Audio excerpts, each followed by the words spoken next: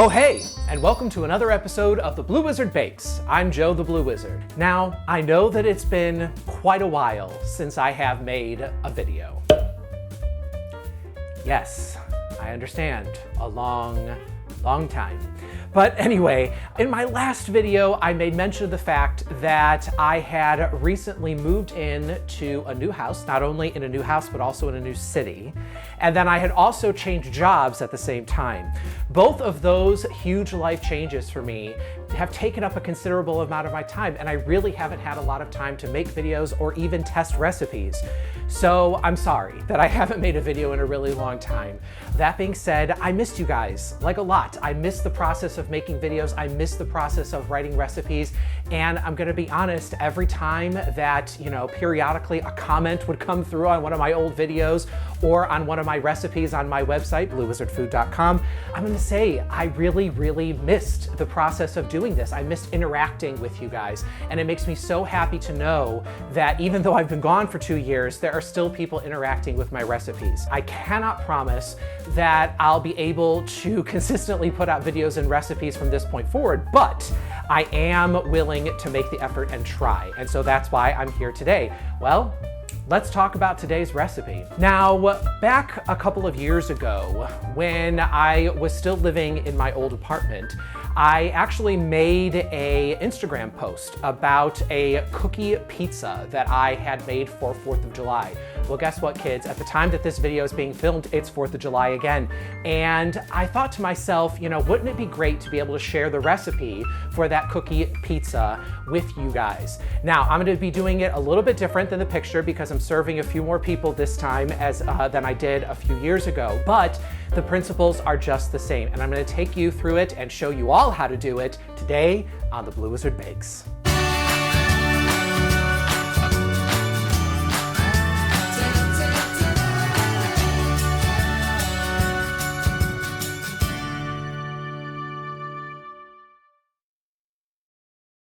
Now, of course, the first thing that needs to be done with any recipe, as I always say, is to get all of your ingredients and materials together in one place. So this way you have everything you need, where you need it, and when you need it.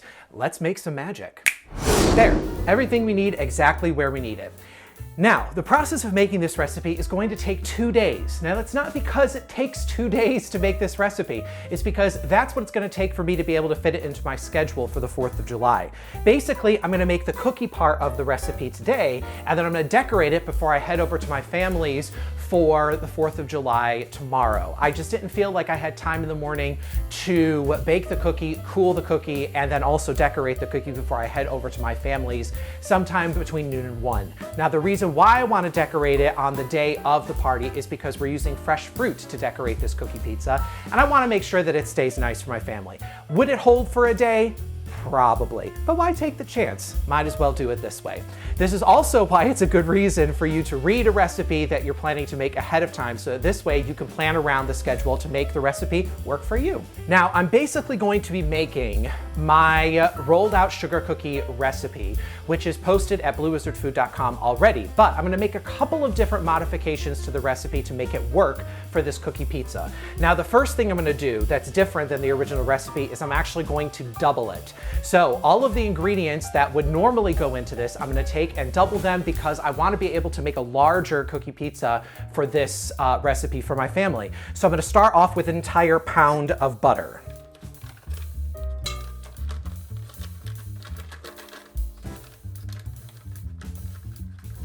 And I'm just gonna start beating that butter together.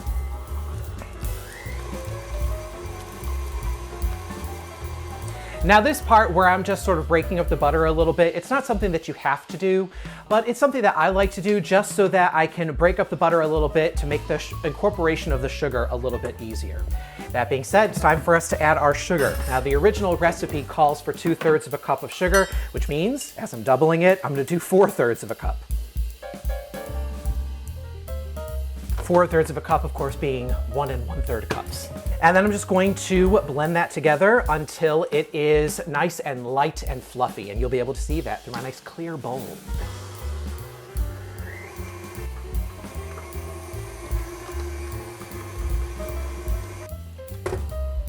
Take it and scrape down the sides of the bowl just to make sure everything's getting incorporated nice and evenly.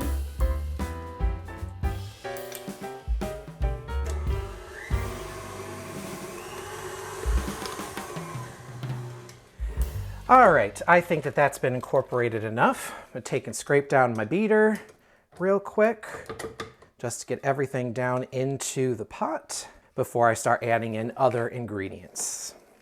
So now I can add in some of my other ingredients. I'm gonna start off with a half a teaspoon of baking powder. In the original recipe, it's a 1/4 teaspoon. And I'm gonna add in a half of a teaspoon of salt. Again, original recipe, 1/4 teaspoon. And then I'm gonna add in 2 eggs.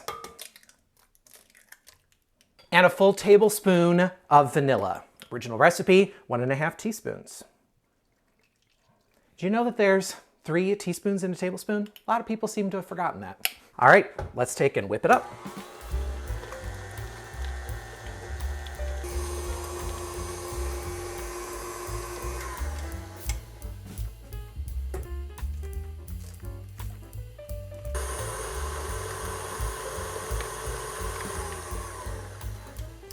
All right, I think that'll do it. Now what I'm looking for here when I'm whipped in all of those other ingredients is I'm looking for the mixture that I have to be nice, even consistency, light and fluffy, and it doesn't look soupy. Look at that, beautiful. All right, so now it's time for us to add in our final ingredient, and that is flour. We're gonna add in a decent amount of flour into this recipe, 5 whole cups. Remember, we're doubling this recipe. And so originally the recipe called for 2½ cups. Now, especially when you have a lot of flour to measure, sometimes the process can be a little bit tedious. And so there's a couple of things that I like to do in order to make the process a little simpler. First thing that I do is I use a spoon to scoop the flour into the cup. A lot of people will take and sort of like dip it in, fluff it up or whatever. That's fine. You can do it that way. It's certainly, I would say, I guess, easier. But to me, this makes me feel more comfortable just taking a spoon, scooping it into the cup. The reason is you don't want to pack down the flour. The other thing that you want to do when you're measuring out flour like this particularly, so that you don't lose track of how many cups of flour you've already added, is every time that I scoop, I count in the number of cup that I'm on. So I'm going to start with 1, 1, 1, 1, 1, 1. Level, add into the mix, and then start on 2, 2, 2, 2, 2, 2. And of course you can say it in your head so that you don't bother the people around you. But this way it helps keep track of what cup of flour you're on so you don't lose track when you're measuring a lot of flour. I'm just gonna keep going. And 5. So now I'm going to take and turn on my mixer, but I'm going to turn it to the very lowest speed so I'm not making a big flour cloud shooting all over my kitchen. That being said, you still have to be careful. As you can see, some flour just shot out over there. So what I'm going to do is sort of turn it on in light spurts until I see that it's starting to get incorporated, and then I'll turn it on to low speed. All right, that looks good. And then when you hear the engine starting to go a little harder, you can turn it up.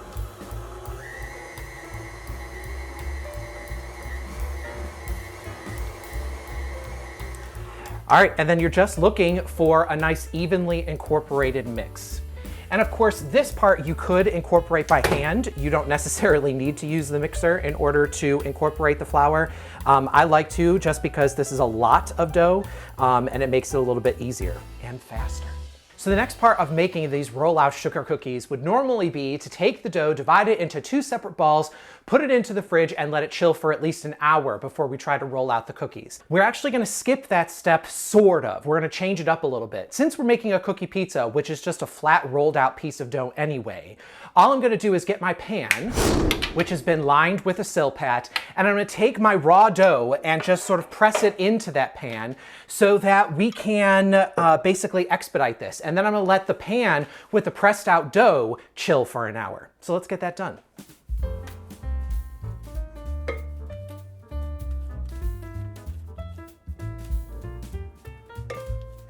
Now, because of the amount of butter that's in this recipe, it turns out that these cookies are pretty easy to spread with your hands. But if you were having a problem where your hands were sticking a lot to the dough, you could always just take and dip your hands in a little bit of flour. All right, so my dough is spread out. Now, one thing you might notice though, is that the surface of my dough is a little rough and craggy. And so in order to sort of smooth that out, what I'm gonna do is I'm gonna take my measuring cup, my 1 cup measuring cup, and I'm gonna dip it into a little bit of flour and then use that to sort of smooth the surface.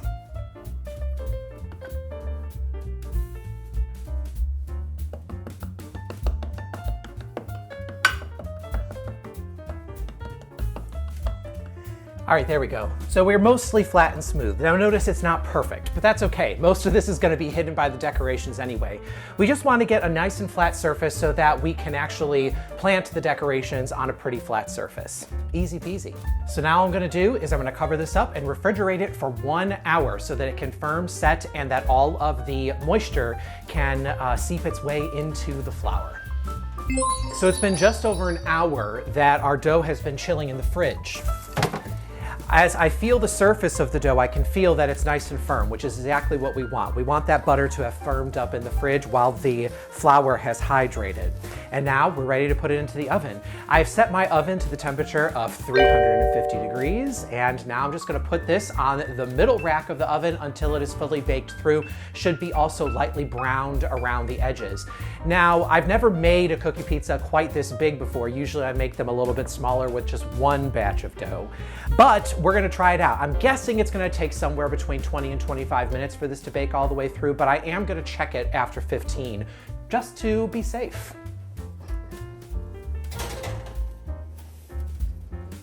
All right, I'll see you when it's done. So my timer just went off, and as predicted, it took just about 20 minutes for this bad boy to cook. All right, the way that I was able to tell whether or not this cookie is done is, first of all, when you put it in the oven, it's gonna get a nice like sheen across the top as the moisture is sort of on top of the cookie with the butter and everything that's in there. The moisture is completely gone. It's a completely matte finish now. And as I look around the edges, I can see there's just a little bit of browning on those edges, and that tells me that the cookie is done. So now what I'm gonna do is let it wait in the pan for about 5 minutes, and then after that 5 minutes is up, I'm going to turn it out onto a wire rack upside down to let it cool completely. Now, while this is cooling, I just want to take this time to remind you that if you are enjoying this video, please don't forget to hit that like button down below. Also, if you'd like to see more videos and more recipes like this, then please hit that subscribe button, and that lets me know that you guys are actually watching and that you want to see more from me.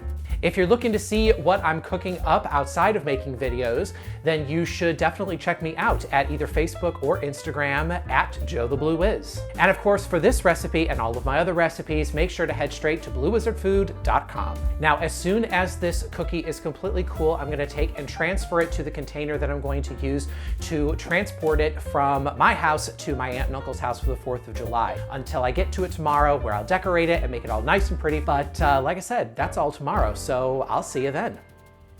So we've arrived at our next day. It is officially the big day, the 4th of July, and it's time for us to decorate our cookie pizza. Now, you heard me say yesterday that I was going to take and put the cookie into the container that I was going to use to bring it over to my aunt and uncle's house. Well, guess what, kids? The size of this cookie pizza was so big that it didn't fit into my little carrier container that I was going to use. So I did find a cake board, all right, that I put the cookie on and then just wrapped it in plastic to sort of keep the air off of it overnight. But if you run into a similar problem and you don't have a cake board to put your cookie pizza on, you could always put it on something like a large cutting board like I have here, or of course you could just stick it back into the pan that you baked it in, all right, because it's just the perfect size, and then you can serve it right out of the pan. Now that being said, I'm gonna take and put this cookie pizza off to the side because we need to start preparing the things that are going to go on top of the cookie pizza. We're gonna start by making a little bit of a modified American buttercream. What I want to do with this version is I want to make it a little bit less sweet.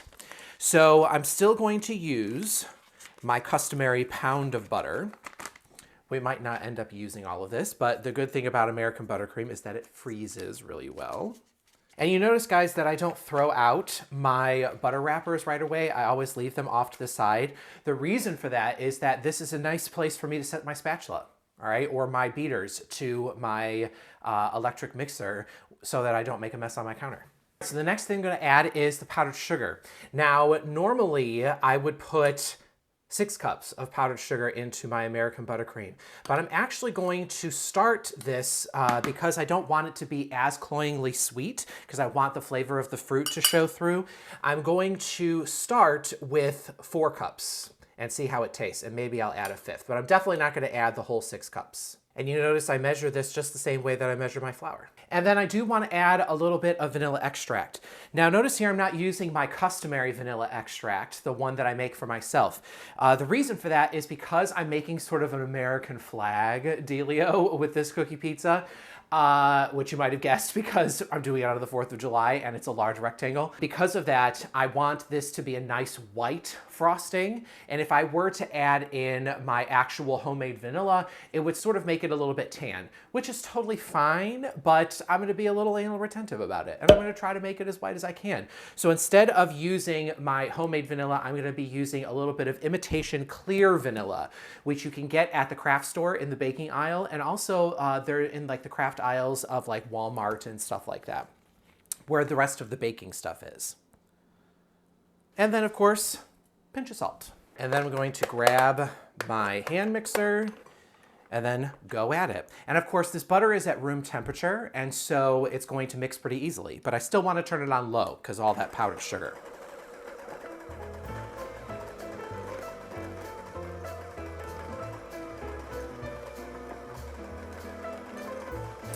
Once I notice that the sugar is getting incorporated, I start to turn up my mixer to a higher speed. You know what? There's one thing that I forgot to add, and that is a little bit of milk. Normally I put 1/4 cup of milk into this, but because I'm not using as much powdered sugar as I normally would, I'm going to add in just about 2 tablespoons of milk. Notice that I'm using almond milk instead of regular milk. You can use regular milk. The reason I use almond milk is because I tend to not drink milk very often, and almond milk lasts in the fridge a little bit longer than your regular normal cow's milk. But as you can tell from the amount of butter in this, it's certainly not a vegan recipe. So I've been beating that up and it's a pretty nice consistency. I'm just gonna scrape down the sides of the bowl so I can make sure that it's all completely evenly mixed. I'm gonna give that one last little whip. Beautiful. Now I'm gonna taste to make sure I've got enough sugar in there to my liking.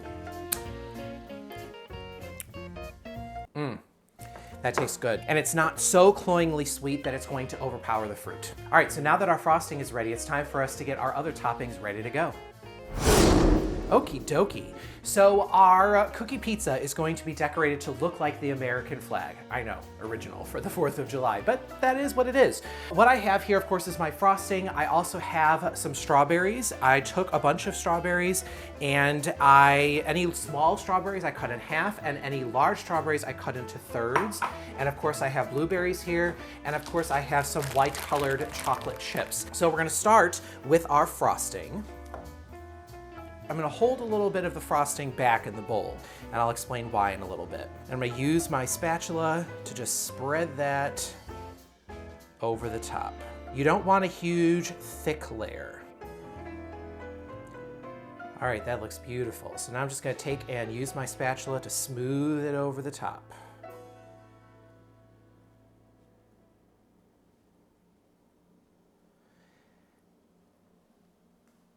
Now, if you were worried about the fact that this frosting is made out of all butter and your party's gonna be outside in the sun and everything like that, you can substitute the pound of butter in this recipe for an equal volume of vegetable shortening instead, and that's a little bit more shelf stable, all right? So when I say equal volume, I mean don't measure out a pound of shortening, I mean measure out the 2 cups of shortening that would substitute for the 2 cups of butter that is in this recipe, okay?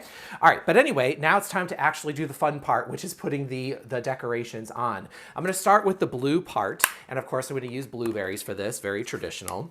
Now, when I made the one that you guys saw on Instagram ages ago, I actually drew it out on the thing, but I'm gonna be honest, I don't really have the patience for that kind of thing anymore. That was back during COVID, and we all had a lot of time on our hands. So I'm just gonna sort of estimate it. I could always re-smooth over any frosting that I need to if I have to pull blueberries away. All right, beautiful. And notice how I'm sort of like stuffing in, I'm trying to fill in all the little nooks and crannies because we want it to be a nice solid field of blue that our white stars will shine through. All right, so that's enough blueberries for that. And notice that I'm not going to give you exact amounts of the berries and fresh fruit that you put on this because it really depends on the size of your cookie pizza, what type of design you're making, all these sorts of things, okay? And so I'm not going to get specifics about that. Incidentally, if you weren't making this cookie pizza for the 4th of July, you can use other fruits to decorate the pizza as well. All right, kiwi would be really good. Really, you want to use soft fruits for this. Now notice the next thing I'm going to do is put on the stripes. I'm going to do the red stripes and I'm going to lay the strawberries down in a nice even pattern. Notice I'm putting them all the same direction. Presentation is very important. And then we sort of skip what about the width of a strawberry would be. And then we make our other line. And continue that all the way down the pizza. Now, if you wanted to be extra fancy and you had the time, which is what I had back during COVID when I made the first cookie pizza that I posted on Instagram, I actually took a little bit of this stuff. This is apricot preserves, and you can warm it up in a pan on the stove with a little bit of water, whisk it up, and then strain it through a sieve, and it makes like a coating that you can brush onto the strawberries. Now, I did buy the apricot preserves, but the reason I decided not to use them is because of my container issues, because of the fact that I'm going to end up having to cover this entire cookie pizza with cling film. I didn't want to have the sort of like sticky glaze over top of my strawberries and my blueberries that would end up sort of sticking to the plastic wrap. I really didn't think that was a good idea. So I'm going to go without the glaze this time. Now, this is definitely not necessarily an accurate representation of the flag, but I think it'll do for now. Now we have to add on our white stripes. Now, notice how I only have one bag of the white chocolate chips. The grocery store seemed to have a major shortage of white chocolate chips, probably due to the fact that it's the 4th of July. I'm sure people are coating lots of different things in white chocolate. The reason I'm saying this is because I don't know if one bag of white chocolate chips is going to be able to do all of the white stripes as well as the stars. This is the reason why I held back a little bit of the buttercream icing, because if I don't have enough white chocolate chips to do the stars in the blue, then I'm going to use the buttercream in order to do the stars. All right. So, but let's find out. It's going to take and sort of like pour them evenly through the stripes. Now, if you were doing the glaze, you would want to have done the glaze before you put on the white chocolate chips. Kids, I think we might luck out, and I think we might have enough. Beautiful.